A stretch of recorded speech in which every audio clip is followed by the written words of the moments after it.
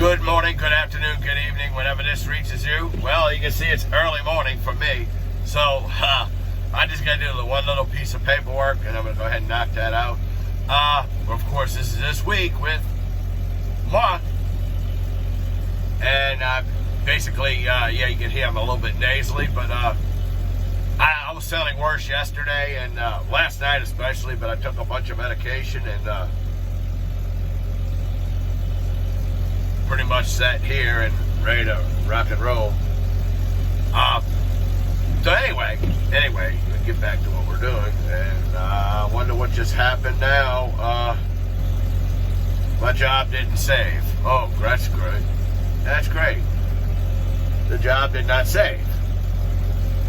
Well, I'm going to go that it did save and just deal with it. If it did, no, just have to redo it later when I go back and check. So anyway, had a pretty good week. Had another TikTok live on Tuesday, not as many, 123 this time around. I had 193 last Tuesday. So, I mean, it's getting better. But I'm actually starting to enjoy what I'm doing when it comes to TikTok. I'm getting the lives done. I'm putting out quite a few. I've actually now started to use them as advertisements for all my broadcasts and stuff. So, you know, it is what it is. You know, I could use it for that, and I do, and I can still make them entertaining, which I do, because my numbers continue to grow. I'm close to 1,250 now on TikTok, so numbers are going pretty good. Looks like I'm holding on to at least 1,000 on YouNow. And I had a really good broadcast yesterday. We wound up doing the Mental Health Wednesday stream yesterday on Thursday because Rami overslept. I had a little rant, and I put it on Discord, and things worked out okay. So, but we had a pretty good discussion yesterday. Had a pretty productive broadcast. So I'm doing pretty good on that. Jeckyl and Hyde Saints. Yes, indeed, Jeckyl and Hyde Saints. We'll get back to that. There's another team in Louisiana that's doing the same thing, LSU. They're Jeckyl and Hyde, and who knows who they are. 1 week to the next. I don't know, blowing leads. Something they both did this past week, and you probably wonder why I'm wearing a jacket. While it's 70 degrees outside, well, the fan switch in this truck is broken. And why am I going to continue to broadcast with the noise? I usually don't, so let's just do this. We'll shut it down, as I normally do, and we'll just do that. And I'll just go ahead and roll the window down and sit here and do the rest of the video like this. Because, forgot, you turn the truck off so you don't get the truck noise. Oh well. It is what it is. You do what you got to do. And we'll just roll with that from there. Trying to figure out what I'm doing next. Okay. All right. Okay. Yeah. So let me just shut that down. I'll get back to the Saints and LSU in just a minute. Right now, I want to talk about what I'm doing tonight. West Jefferson and Chalmette are going to play each other in District 8 5A match. What am I doing, soccer? Anyway, football game tonight, District 8 5A. It could be for share the district title. I know we're talking about it week 6. But John Ehret beat us. Chalmette beat John Ehret. And then if West Jefferson can beat Chalmette, then you're probably talking 3-way tie, but not so fast. Not so fast. Because you got the East Jefferson Warriors to talk about, too. Another team that's on the up and come. So, yeah, they're going to have something to say about it as well. But it's just going into this, pretty much everybody predicted the top 3 would be Ehret, Chalmette, West Jefferson. No particular order. Just they would be the top 3. But East Jefferson's got a really good quarterback. And I remember him from last year, and he was really good. Just that he didn't have a whole lot to work with around him. And once West Jefferson figured that out defensively, that he was the bulk of the offense, they shut him down, and that pretty much was the reason why West Jefferson was able to pull away and win that game. That's why they flip-flopped from East Jefferson and moved up above them. Yeah, it's almost like, well, the winner of that game was the one that got the muddy track in Mandeville the next week in the first round of playoffs. And, yeah, that wasn't fun for the Buccaneers, I can tell you that.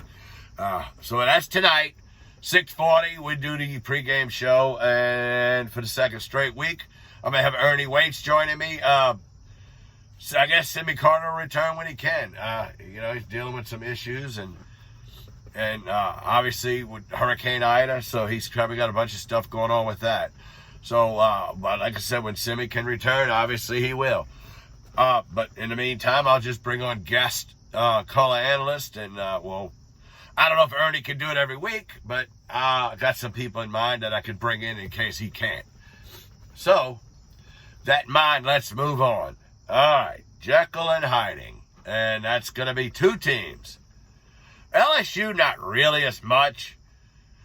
The only thing they did was Jeckyl and Hyde within the same game. So, yeah, they did that within the same game. It was one of those things where you look at it and you think about things and pretty much get to the point to where, look, you do this stuff and it's like, okay, well, you could do it that way, but maybe not. We'll see. But they had a lead in that game, and you could see that Auburn was coming back. You could see it, and Bo Nix decided, you know what? You may have took me out one part of the first quarter, but guess what? I'm going to show you guys that I want to win this game, and we're going to win this game. Just get on my back and let's go. And that's pretty much what they did. But week before, same thing. I mean, they almost gave up that lead to Mississippi. They almost lost that game to Mississippi State. Same thing. They had a big lead, and they almost let it come all. They almost let the Bulldogs come all the way back.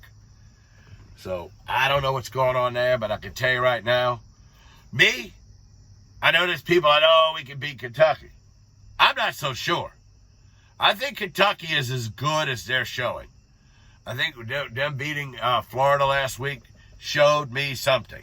Now, of course, they still got to play Georgia, and that's probably the class of the SEC East, but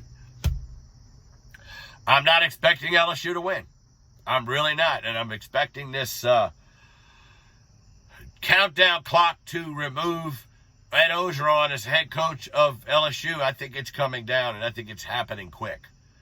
I really do. I think it's going to happen faster than people think. If they lose this week, I would not be surprised if Monday they're naming an interim coach. I would not be surprised in the least. So that's that. Now, talking about an actual Jeckyl and Hyde team, obviously you got to look at none other than the New Orleans Saints. Oh, my God. And, I had to hear from George Peppers. Yes, you know. Oh, yeah. With this, that, and the other thing. And it's one of those things where when you look at it,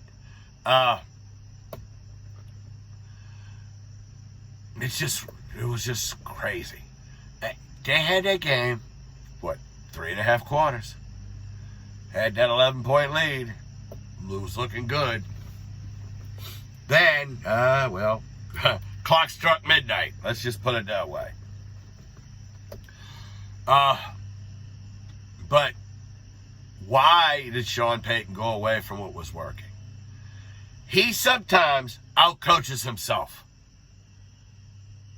You got the running game working with Alvin Kamara, and it was working well. And all of a sudden, you go away from it. Okay? Defense as a whole did not have a good game at all.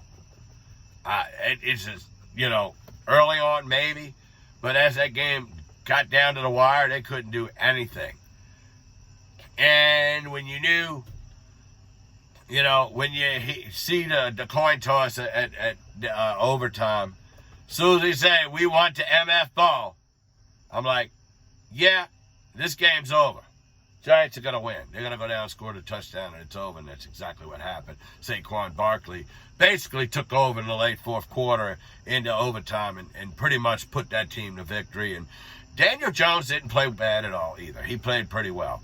So the problem with the Saints right now, they're sitting at 2-2. They're going up to D.C. where they don't play particularly well all the time. I know they won the last few times. 3 times they went up there, but for a long time, they didn't win when they went there. But as of late, yeah, they've been doing pretty good. Still, the best game I remember, the Saints going up there and playing and winning, was that game where Drew Brees is throwing to Robert Meacham. He throws an interception, and Robert Meacham goes up and grabs the ball from the defender that intercepted, takes it from him, runs it down for the touchdown. I'm like, okay. That was 2009. That was a year. Look, there were certain things that happened that year that you knew the Saints were going to win the Super Bowl. You just had to pay attention to them. The signs were there. When they had that comeback against Miami, and then that thing with the Meacham deal, and obviously Brett Favre throwing an interception to Tracy Porter, and then what? Saints wrap up the Super Bowl by getting an interception by Tracy Porter off of Peyton Manning. So you kind of knew that, but this game scares me. I don't know. Okay, it's Taylor Heineke. But if defense will come to play, and if the offense doesn't move the football, this could be one of those games go down to the last minute, and guess what? The Washington football team has been winning close games lately, including they just won the one against Atlanta. So, there you go. So you got that. So, okay, well, obviously tomorrow, Bayou State Sports Saturday, we'll talk about prep football, and we'll have our usual guest. I'm going to see if I can get Marty Luquette this week. Didn't even attempt last week because I know they're having trouble at Riverside Academy, so we'll see. I'll call and see if he can do it. If not, well, then we'll still have our other guys. We'll have Mike Fazan and Brian Bienemy, and we're going to have some stuff to talk about. And what I want to know, and this is one thing we are going to talk about tomorrow, and George says he's going to bring this up, and I hope he does, and probably doing Brian's segment, but